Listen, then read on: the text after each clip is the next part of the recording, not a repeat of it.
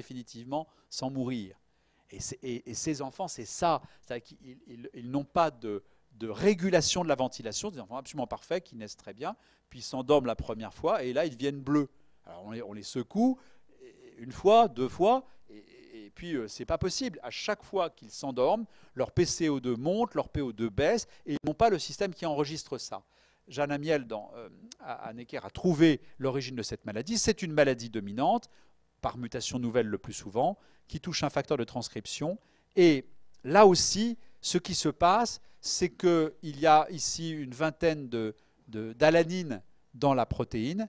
Et quand il y a beaucoup plus d'alanine, ici, c'est le plus, ici, c'est augmenté, ça donne un allèle dominant négatif, c'est-à-dire qu'il va altérer non seulement lui-même, il marche moins bien, mais en plus, il va aller altérer l'autre molécule protéique, comme c'est montré sur ce schéma ici, où il y a une espèce de trapping, c'est-à-dire ce facteur de transcription qui doit donc s'exercer, dont l'effet doit s'exercer dans le noyau, évidemment, est collé à la membrane cytoplasmique, vous le voyez ici, quand on a cette mutation.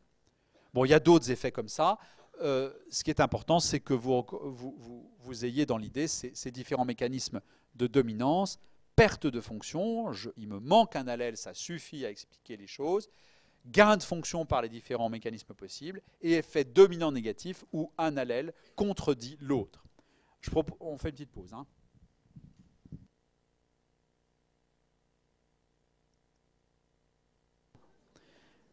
Une de vos camarades pose une question pertinente qui est le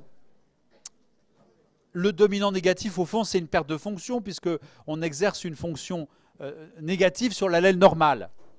Ce n'est pas tout à fait ça. Voilà un exemple de ce que je veux vous dire. Les ostéogenèses imparfaites, maladie des os de verre, fracture spontanée, dramatique, etc., c'est la production normale du collagène. 2 allèles standards, expression normale du gène, et une architecture moléculaire multimérique, beaucoup de molécules de collagène qui vont aboutir à la fibre collagène de type 1 qui structure l'os. Très bien. Lorsque vous perdez totalement la fonction de ce gène sur une des 2 copies, ici, mutation majeure, pas d'expression, vous avez une seule molécule de collagène qui est produite et qui est normale. Les fibres de collagène produites sont moins nombreuses, mais elles sont normales. Et ce phénotype qui en résulte est un phénotype d'ostéogenèse imparfaite modérée, voire pas grand-chose. Une ostéoporose, par exemple, pas de fracture. D'accord ? En revanche, si vous avez une mutation ponctuelle ici, qui va faire que vous avez la production normale du collagène bleu et la production anormale d'un collagène rouge qui n'est pas compatible dans la fibre, là, toutes les fibres de collagène sont niquées. Pardonnez-moi. Vous m'avez compris. Soit qu'elles soient rouge-rouge, soit qu'elles soient rouge-bleu. Et comme elles sont avec nombreuses molécules, il y a toujours un petit truc rouge qui vient se glisser dans le bleu, et toutes les fibres ne marchent pas. Ostéogenèse imparfaite, très sévère. D'accord ? Donc le dominant négatif, c'est pas vraiment une perte de fonction. C'est un effet aggravé parce qu'il altère la fonction du gène, de l'expression du gène normal. Alors, avançons sur 3-4 notions que je voudrais vous dire avant de terminer. On a 5 minutes par notion. Un gène, plusieurs maladies. Ben, on l'a déjà vu. Qu'est-ce qu'on a vu comme exemple ? Charcot-Marie, neuropathie tomaculaire. Vous avez un gène, et puis vous avez 2 maladies possibles, perte de fonction, gain de fonction. Alors, il y a pas mal d'exemples comme ça. Il y en a même beaucoup plus qu'on ne pensait. C'était un truc qui était réputé exceptionnel, pas du tout. Il y a, suivant la pathologie moléculaire, suivant les 3 grands mécanismes que vous avez vus, à un même locus, suivant les altérations génétiques, on peut avoir des phénotypes différents, parfois même opposés. Alors, Charcot-Marie tomaculaire, on en a parlé. La duplication avec gain de fonction par accroissement de dosage génique donne cette maladie. La perte de fonction donne une autre neuropathie qui n'est pas du tout la même. Et pourtant, c'est le même gène. Je vous ai parlé du récepteur tyrosine kinase RET qui donne les maladies endocriniennes néoplasiques multiples, les MEN, par des mutations activatrices constitutives de perte de cystéine, si vous vous souvenez à l'instant. Activation constitutive du récepteur tyrosine kinase. Le même gène, RET, le même, lorsqu'il est touché par des mutations perte de fonction, donne une autre maladie de la crête neurale qui est une maladie digestive du système autonome digestif, du système nerveux périphérique digestif, qui est la maladie de Hirschsprung, peu importe le nom barbare, HSR pour Hirschsprung, qui est une maladie de l'enfant digestive par absence des neurones de l'intestin. Endocrinopathie néoplasique à l'âge de 20 ans, maladie de Hirschsprung à la naissance, ça n'a rien à voir. Et pourtant, c'est le même gène. Un gène, plusieurs maladies, deux mécanismes, perte de fonction. Et d'ailleurs, les mutations de RET trouvées dans la maladie de Hirschsprung, IRSCH-SPRUNG, pour ceux qui veulent, c'est le, je ne connais pas l'allemand, mais je crois que c'est le saut du cerf. Sprung, je crois que c'est le saut, et Hirsch, je crois que c'est le cerf. On m'a dit ça. Hein. C'est un chirurgien danois, il y a un siècle, qui a découvert ces enfants qui avaient une occlusion néonatale et qui a donné son nom à cette maladie. Et vous voyez que les mutations de RET qui sont trouvées dans cette maladie sont n'importe où. Ça colle avec l'inactivation comme hypothèse la plus vraisemblable. Alors que l'activation constitutive ne donne que pour ces mutations la maladie de prédisposition au phéochromocytome et au carcinome de la thyroïde.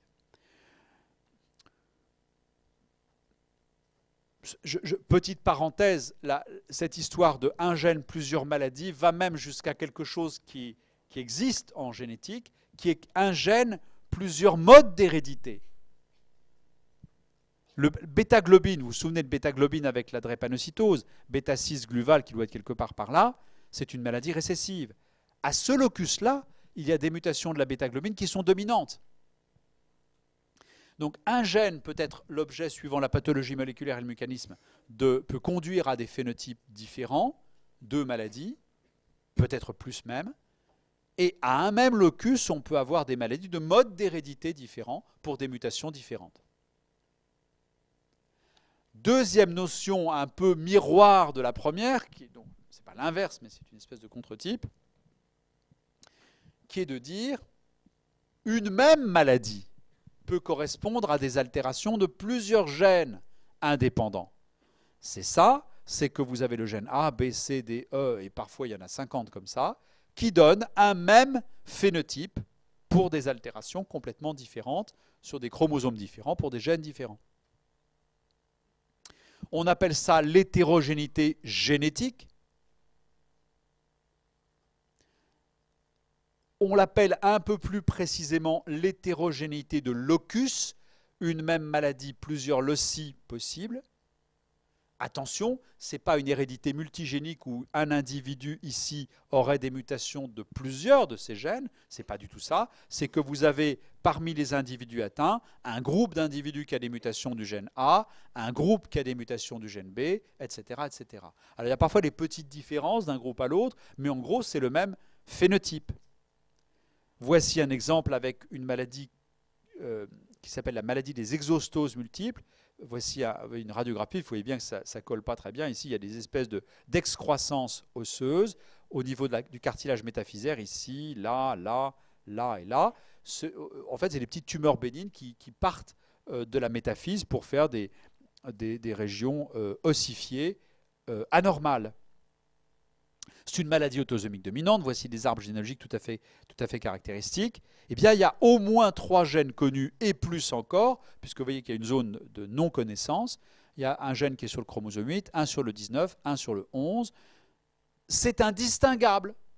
Vous prenez une personne qui a une maladie des exostoses multiples, vous ne savez pas si c'est ce gène-là, celui-là ou celui-là. Vous ne pouvez pas savoir. Et qu'est-ce qui est derrière comme notion très importante? C'est la notion de test génétique. Si vous faites un test génétique dans une famille ici avec le gène du chromosome 8, le gène par exemple EXT1, pourquoi? Parce que c'est le plus fréquent. Vous dites, oh ben, je tente le coup que ce soit EXT1 et que vous dites, je vais chercher la mutation de EXT1, vous ne la trouvez pas.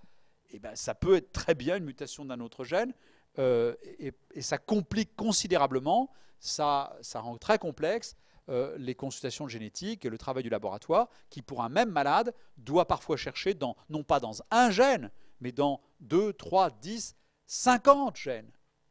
Quels sont les exemples les plus frappants de l'hétérogénéité génétique? Les surdités dominantes. Vous avez des dizaines de gènes qui peuvent donner le même type de surdité.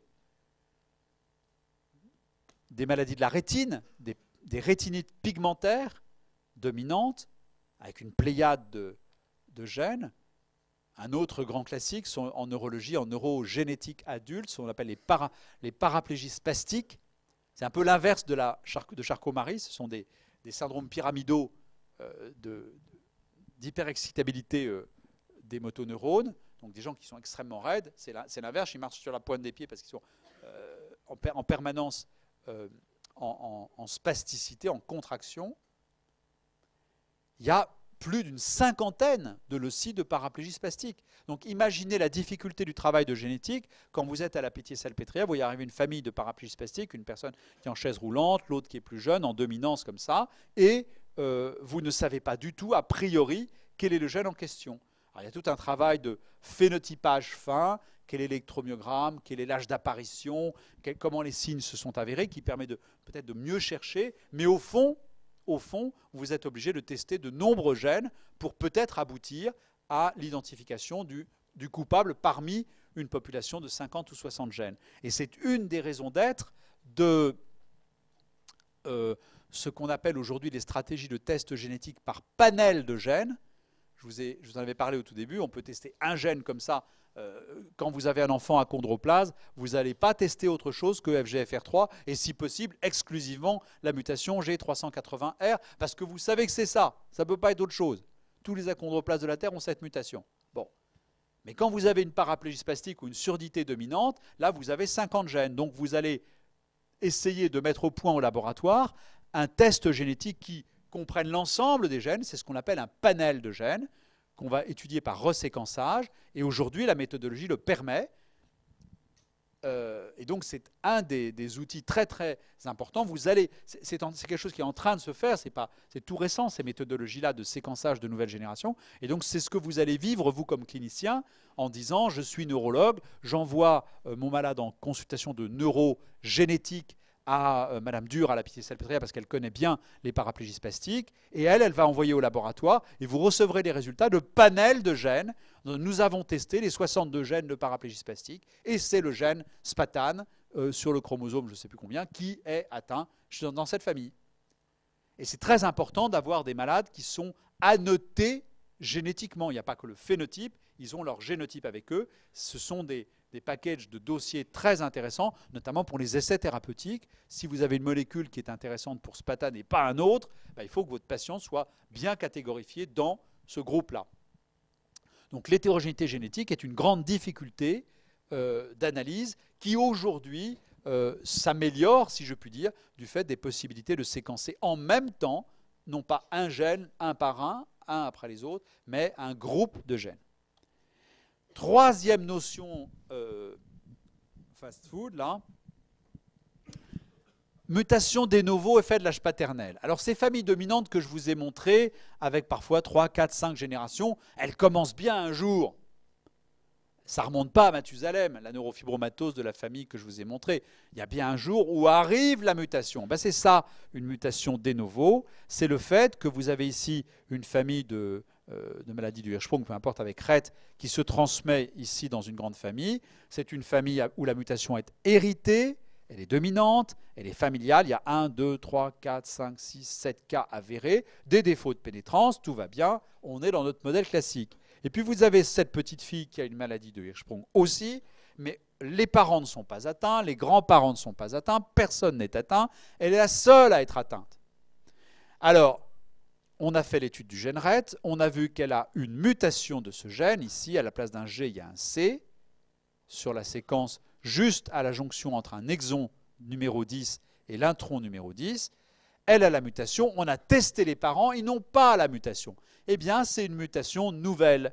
mutation de novo. Les anglo-saxons disent parfois fresh mutation, la mutation qui est fraîche, qui est nouvelle, qui est arrivée chez cette petite fille, mutation de novo. Et évidemment, cette notion est extraordinairement importante en termes de conseil génétique. Dans un cas comme ça, cette dame